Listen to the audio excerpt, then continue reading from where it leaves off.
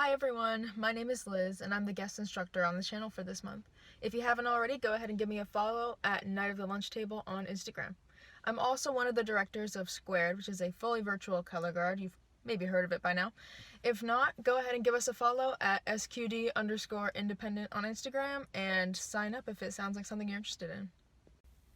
In this video, we're going to focus on catching in the hilt on Saber. The key to a consistent hilt catch lies in two things.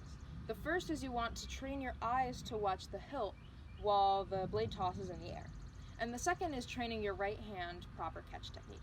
So for any kind of blade toss, hilt catch or not, you want to make sure that you come into it with a nice sideways hand. Now, when you catch rifle or when you catch a regular hilt toss, usually your hand would go in flat.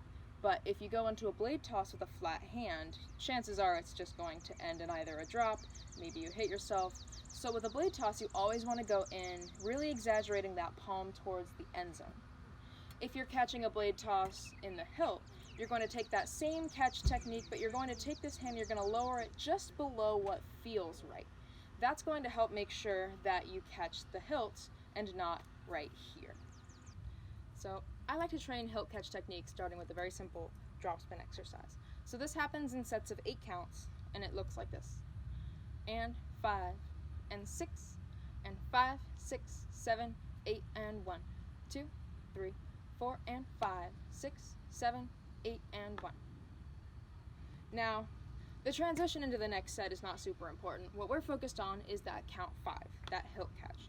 So we're going to think of this as 4 regular drop spins, but in reality, think of it as 3 normal drop spins with count 4 being kind of a funky release, and then count 5 being a catch in the hilt. And I'll show you what I mean. If I do a normal drop spin right here, if I do another one, watch my hilt. It's going to go up, down, 360 like normal, but the hilt's way down here and we want to catch the hilt. So in order to do a good hilt catch, we're actually going to lessen up our rotation and we're going to let it be a little lighter, a little airier than normal. So instead of this, we want this. So in that case, this isn't really going to be like 4 normal drop spins. This is more like normal, normal, normal, release, and catch.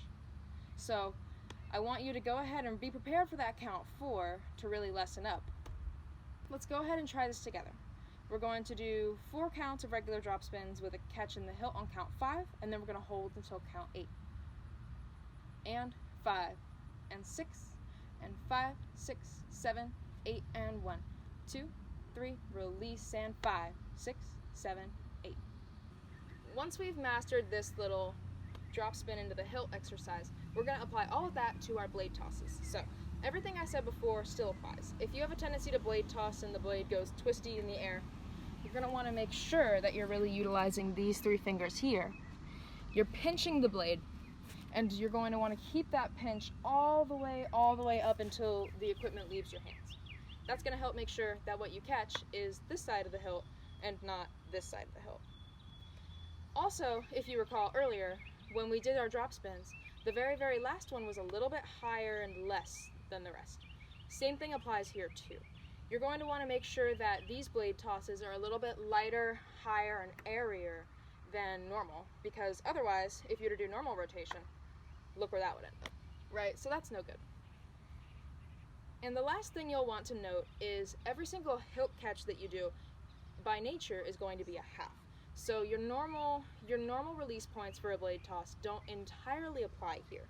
You're going to toss, 1/2 or 1.5, but it's never a full single or a full double. So same thing like I said earlier, you're going to want to remember your release points, but you're going to be a little bit lighter, higher, and airier than your normal release points. It makes sense to start right here at 1/2. This half is going to feel almost identical to what you just did with the drop spin exercise because it is identical. It's really when you start getting to 1.5 that it starts feeling like a blade toss with a hilt catch. And that's where you're probably going to run into most of the common problems with a hilt catch. So I'll go ahead and go over them. One very common problem is that you catch, not in the hilt at all. This comes from spotting this spotter tape and not the hilt. So the entire time that saber's in the air, your eyes should be glued to that hilt because your hand is going to move towards what your eyes are looking at. If you do find yourself glancing up at this spotter tape, remember how earlier I told you to go in with a nice sideways palm and then to fudge your hand slightly lower than feels natural? That's where this is going to start to apply. The lower you can catch on this hilt, the closer you can catch, to the bottom of the hilt, the easier your life is going to be, because if you find yourself catching up here, this metal part right here, she's vicious.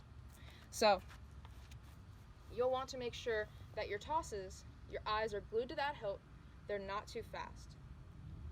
Here. And if you find yourself catching at an angle that's, more like this, that is actually okay for right now. That's going to help get you used to the feeling of catching in the hilt, and it's also going to get you used to not tossing too fast. Because when people toss too fast, this happens. Right? And then, that happens. Yep, been there, done that. So, you'll want to make sure that you err more on the side of catching to this flat than to this flat. Before I go, I'm going to give you a count structure to help you get used to this. So if we were to do a regular, normal catch blade single, we would have 5, 6, 7, 8, and 1, and 2. If we were to do a single and a half catch into the hilt, the count structure would be like this. 5, 6, 7, 8, and 1, and 2, and. You would catch on that and. So that count structure will apply to every blade toss that you do. You're going to be catching on that and if it's in the hilt, and on a full count if it's on the blade. Let's go ahead and try a blade single and a half together. And 5, and 6, and 5, 6, 7, 8, and 1, and 2, and. Alright, thank you so much for watching. As always, if you try this, go ahead and tag me at Night at the Lunch Table. I want to see you guys try this. For now, happy spinning. Good luck.